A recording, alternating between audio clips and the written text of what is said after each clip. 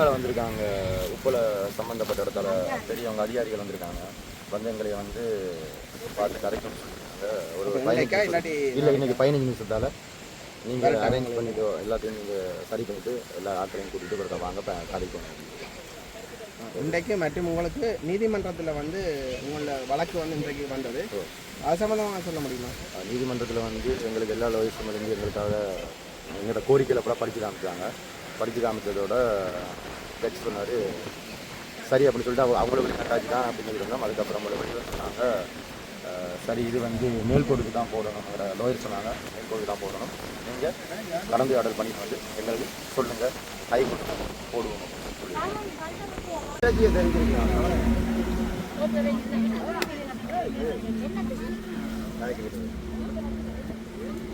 புரிய வெளியே பக்கு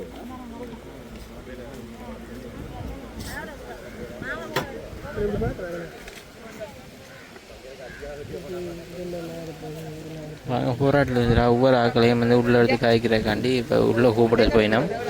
உள்ளே சொல்லிட்டு போயினோம். அதுக்கான காணொலியை தொடர்ச்சியாக பார்ப்போம். ஒவ்வொரு மக்களும் வந்து இப்போ இந்த குளத்துக்குள்ளே போகிற காட்சியை பார்க்கக்கூடியதாக இருக்கும்.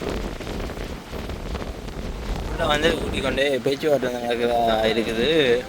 தொடர்ச்சியாக பார்ப்போம்.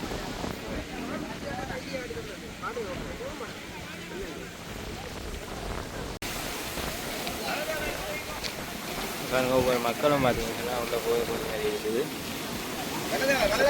ஒரு வழியாக உள்ள வரக்கு அனுமதி அளிச்சுட்டு நம்ம போல இருக்குது. ஒவ்வொரு இடத்துலையும் பேச்சுவார்த்தை உள்ள போய் கொண்டிருக்கோம்.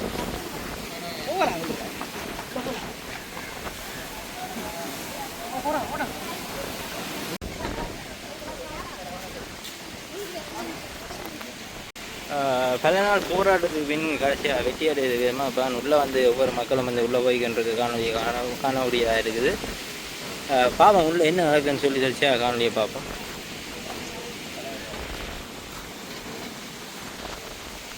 தற்போது கூட்டமான நிறைவேற்று வழியை வரையினா பார்ப்போம் என்ன நடந்தாலும் சொல்லி அவர்களுக்கு கேட்கலாம். தொடர்ச்சியாக எங்களோட இணைந்திருங்கள்.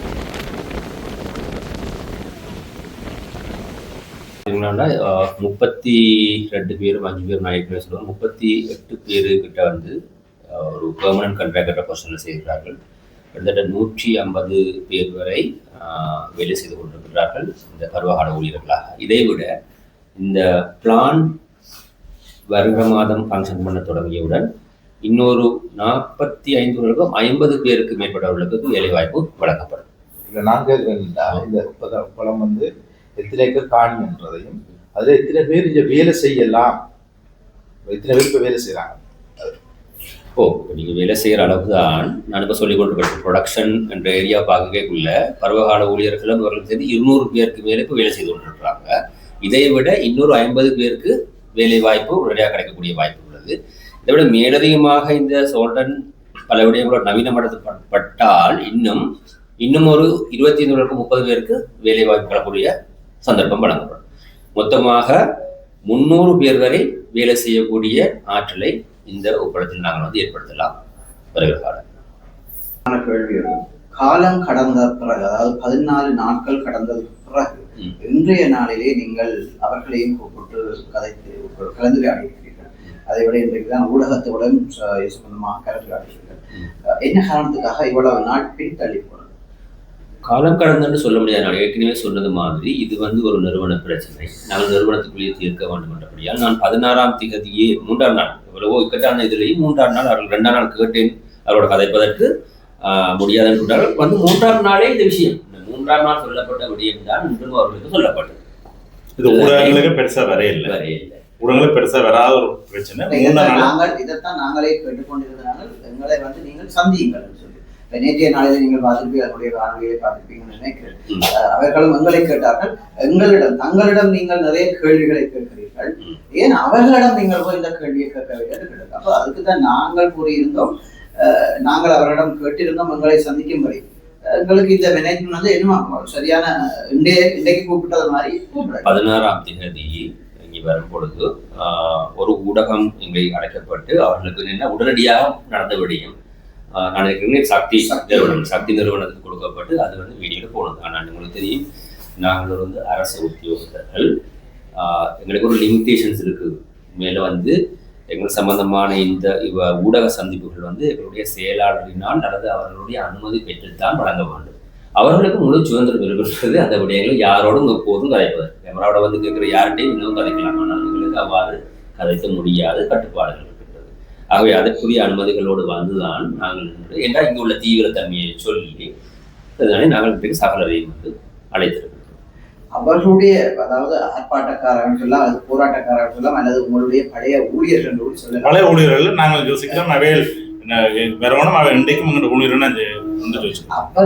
அவர்களுடைய போராட்டம் உங்களுடைய பார்வையில் சரியானதா தவறானதா?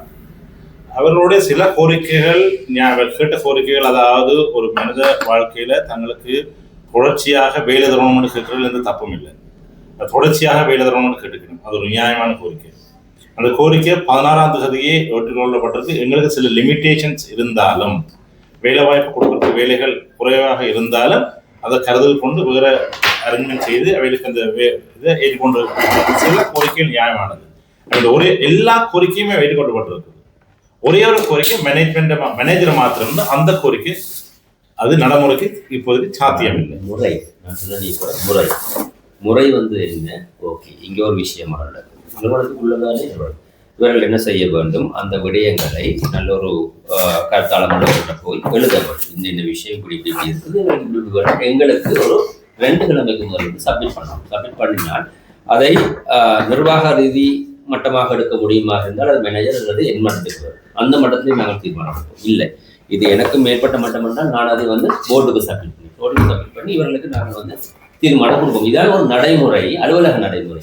நீங்கள் ஒரு மனவரக்கூடிய விஷயம் என்றால் நடைமுறையாக இந்த விஷயம் வந்து பின்பற்றப்படாமல் திடீரென கோர்ட்டுக்கு குதித்து செய்யப்பட்டதுதான் ஒரு வித்தியாசமான விடயமே ஒழிய, இந்த தண்ணியை வந்து அவடத்தில் தாங்க, இதில் உள்ள பில்டர் தண்ணி எடுத்து அவடத்தில் தாங்க சரிதானே, அதே நேரத்தில் இந்த வெக்கோ பாக்கியாமல் இல்லை, இதெல்லாம் வந்து உள்ள கதைக்கிற விஷயமே ஒழிய ரோட்டுக்கு பாஞ்சு உலகத்தோட கதைக்கிற விஷயம் இல்லை. இது நார்மலா எல்லா இடமும் ஒரு பெரிய கூட்டு தாவனத்தை கொண்டு ஏற்கிறது ஒரு சிம்பிளான எல்லாருக்குமே தெரிஞ்ச ஒரு உண்மை.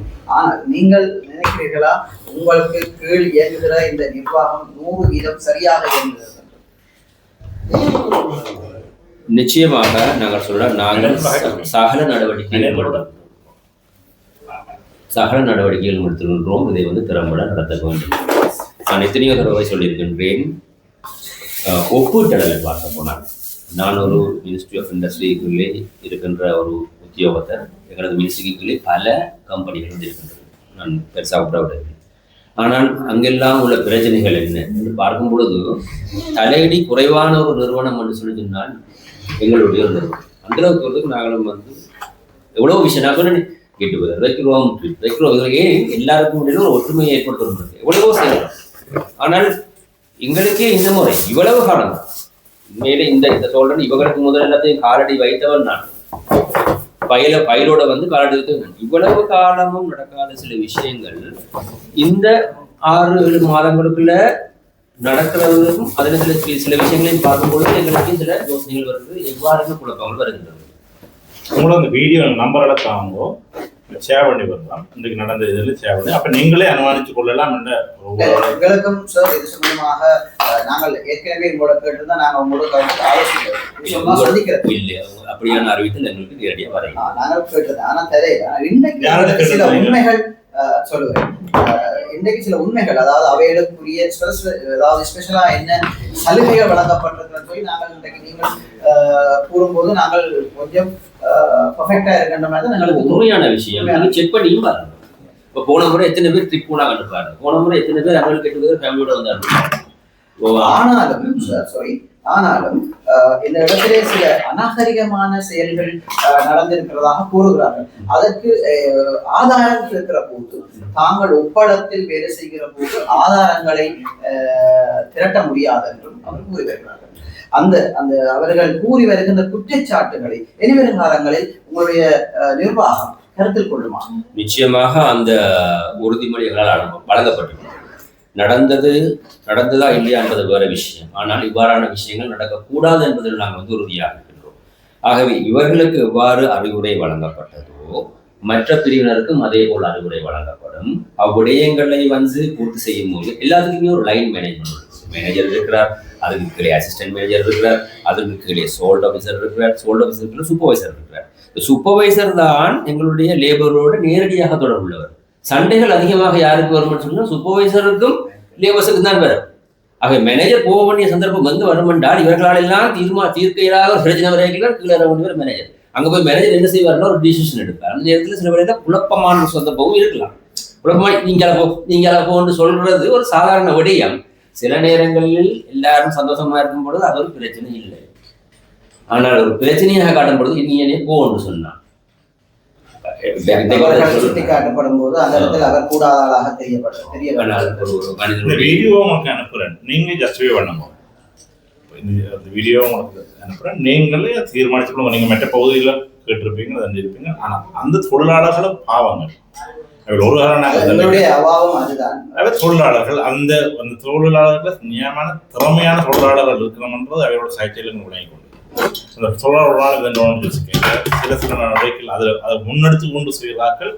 மற்ற தொழிலாளர்கள் பாவங்கள் அதுகள் பாதிப்படக்கூடிய புதுசாக தரமான முடிவுகள் எடுக்கணும். நடைமுறைக்கு சாத்தியமான முடிவு எடுக்கும். ஒரு காலம் ஜெயம் சொன்ன மாதிரி ஒரு மனிதனை இன்னொரு மனிதன் அவமரியாதை கதைக்கிறதோ இதையோ நான் ஒரு காலம் ஏற்றுக்கொள்ள மாட்டேன், அதுக்கு இடம் கொடுக்கவும் மாட்டேன். அப்படி யாராவது இவர் எந்த மட்டத்தில் செய்திருந்தாலும் அதுக்குரிய இதுகள் இன்கொயரி பண்ணி உறுதியான கேள்வி நேரம் ஆகிட்டு நினைக்கிறேன். சார் சொன்ன மாதிரி சார் ஆரம்பத்தில் கூறியிருந்தீர்கள் இந்த போராட்டத்துக்கு அரசியல் தலையீடுகள் இருக்கிறதாக. அந்த வகையில் அரசியல் தலைவர்கள் இருக்கிறதாக நீங்கள் உணர்கிறீங்க? எங்களுக்கு சொல்லப்பட்ட விஷயம் வந்து இப்படி ஒன்று நடந்தோன்னா அரசியல் தலைவர்களும் இதுக்குள்ள வந்து போயிருக்கிறார்கள். அதற்குரிய எங்களுக்கு ஆதரவு நடைமுறையில் நீங்களும் பார்க்குறீங்க, நாங்களும் பார்க்குறோம். இதை விட நாங்கள் இதுக்கு மேலதிகமாக இது இப்படித்தான் ஒரு அனுமானத்துக்கு வரையலாது. ஆனால் நடைமுறையில் நீங்களும் பார்த்துக்கொண்டா இருக்கிறீங்க. உண்மையில் அரசியல் தலைவர்கள் இருந்தால் எங்களுடைய வறிய மக்களுடைய வாழ்வாதாரத்தில் ஏன் அவர்கள் விளையாட வேண்டும்? சரியான கேள்வி. இந்த ஆணவ ஒப்படம் எனக்கு உள்ள பெரியதான கவலை என்னன்னு சொன்னால், வடமாகாணத்தில் ஒரு பெரிய ஒரு தலைமைந்து நிற்கிற ஒரு நிறுவனம், இந்த நிறுவனத்துக்குன்ற பெயருக்கு அவ பெயர் வச்சு, இந்த நிறுவனத்தில் வேலை செய்கிற ஊழியர்களுக்கு அவ பெயர் வச்சு, இந்த நிறுவனத்துக்குள்ள ஒரு பிரச்சனைன்னு சொல்லி இந்த நிறுவனத்தை நாங்கள் கீழே தந்தாமல் எங்கெண்ட ஒரு நிறுவனத்தை நாங்கள் தாழ்த்துறோம். இந்த நிறுவனத்தை நம்பி இன்றைக்கும் ஒரு 60 மேலே வேலை செய்து கொண்டு இருக்கிறேன். இன்றைக்கு இந்த சாக்கண்டு இந்த மீட்டிங் வந்தாங்க. அப்போ இந்த உலக பருவ கால சூழ்நிலையில வேலை செய்ய இருக்கிறேன். அவை இந்த நிறுவனத்தை நாங்கள் சீரழிச்சோம்னு சொன்னால் அவளை வைத்த குடும்ப வாழ்க்கையிலும் வருமான பிரச்சனை வரும். அதெல்லாம் நாங்கள் உணரணும். யாராவது இதுக்கு பின்னால் ஒரு சக்திகள் இருந்தால், இந்த போராட்டத்துக்கு பின்னால் வேறு சக்திகள் இருந்தால் அவையில் அவை உணர்ந்து இந்த மக்களின் நலனுக்காக அப்படியானவர்கள் செய்யக்கூடாது. இவ்வளவு நேரம் அவங்களுடன் இந்த உங்களுடைய பிஸியான ஷெடியூலையும் உங்களை சந்தித்ததுக்கு ரொம்ப நன்றி. அந்த வகையிலே உயர் பதவியில் இருக்கிறீர்கள், இந்த நிர்வாகத்தை கொண்டிருக்கின்ற வகையில் ஒரு எங்கள் சார்பாக ஒரு கோரிக்கை, வறிய மக்களை அதாவது கை கழுவி விடாமல் அவர்களுக்கு ஒரு நல்ல வாழ்வாதாரத்தை கொடுக்க வேண்டும் என்ற ஒரு கோரிக்கையை நாங்கள் முன்வைக்கிறோம். நன்றி.